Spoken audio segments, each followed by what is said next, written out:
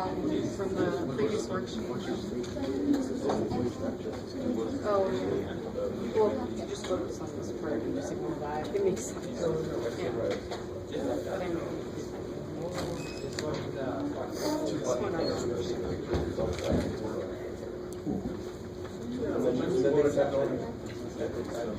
All right, guys. So for a given problem, N, P, and Q will not change. I don't care how many people you pick. You can't change the percentage of everybody that does something just because you pick 7 people instead of 8. I always get people calculating P based on what I say later. No, P can't change. I know the percentage of people that smoke in San Diego is 50.2. So P is 0.152. Q is 0.84. Those will not change. Just because I pick 20 San Diegans or 417 San Diegans, the percentage of San Diegans that smoke stays that. I don't change that. Oh my God, I got to make less people. Let me go choose 8,000 people and then less people. No, there's still that percentage are going to smoke. How are we doing so far? Now, this is my fault for setting this up wrong, but later it's me that 44 is in. Right? So for this whole problem, I got 44 people I'm looking at. So the probability that it's exactly 7 of them smoke is what? Choose what? Yeah, I got 44 total people. I want to choose 7 to smoke. Yeah. How many of these do I want? 7. So it's kind of repetitive, which is nice. And then how many of these do I want? More than 37. 37. Because that's the rest, right? These two always have to add up to be the total, which makes sense. You can only do one of two things: you smoke or not. So if you throw this in the calculator, what do you get? That sounds familiar. Like 0.1611? All right. How's that by itself?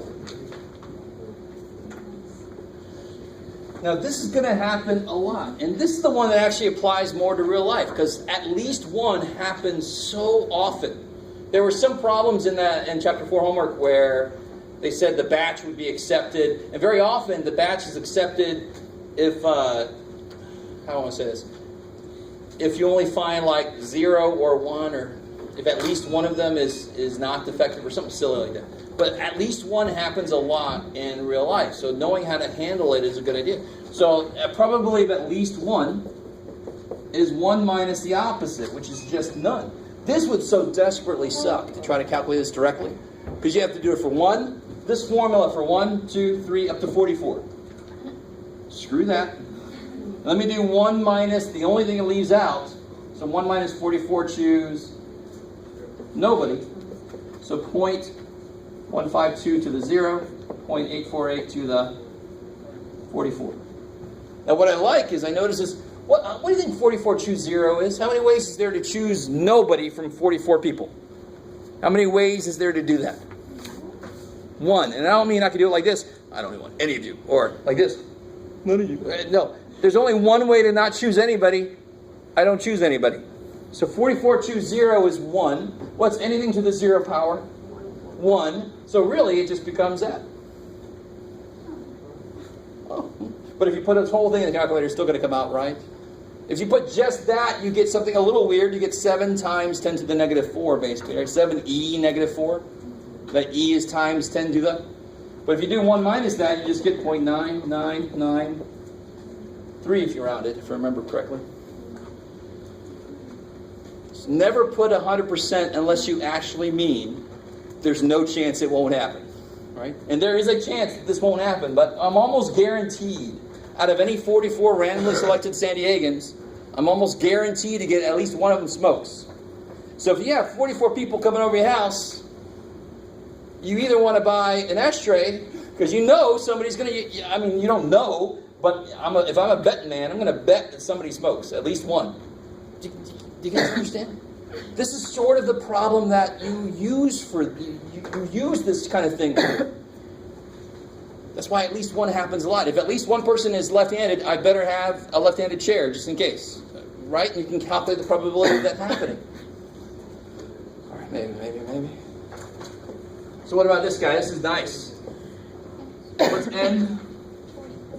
And then P was 152. So what do you get when you multiply those?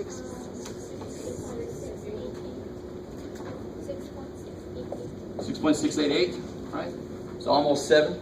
So 7 was our most likely thing to happen. Maybe, most of the time. This guy, square root of NPQ. 2.3? 8, 1 or 2? Who?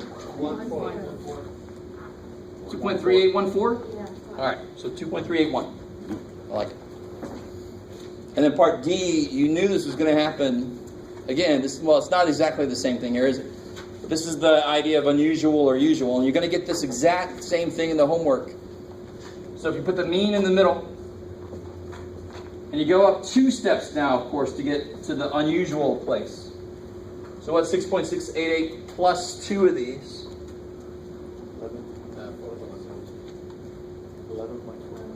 11.45. And if you subtract 2 of those, 1.906? 1.926? 1.9. Screw it. And I don't need anything too precise, because what's the question? Would 17 San Diegans be unusual? If I took 44 at random and I found 17 of them smoked, would that be unusual? Yes, it would be unusually high. I'd have to, don't go too far.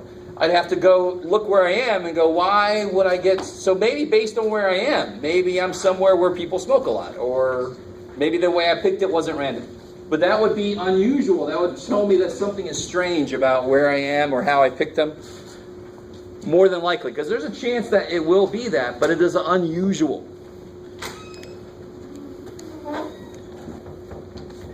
Cool. And just to make sure you guys understand, 5.2 is the XP of X stuff. 5.3 is the binomial probability stuff, like this problem. 5.4, little Mr. Sneaky, is this, which is barely anything, which is awesome. So there's some definition stuff I've left for you to deal with that we will get into next time. Of course, the first thing we're doing next time is the quiz. And after that, lecture. Or maybe I'll do that backwards. I don't know. I'll figure it out. That's right. But your homework, you should have that done. Yeah. Homework for chapter 4.